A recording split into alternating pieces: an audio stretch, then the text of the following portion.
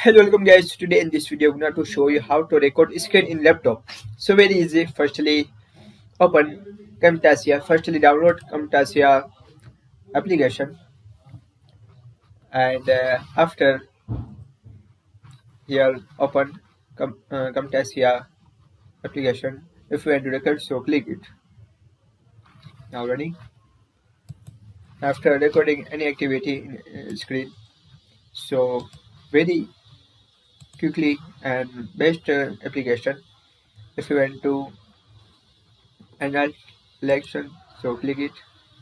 If you want to audio effect, so any filter and noise remote, etc.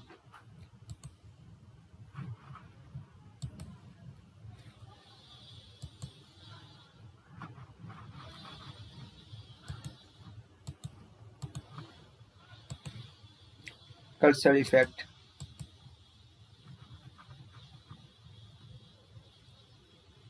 voice narrative.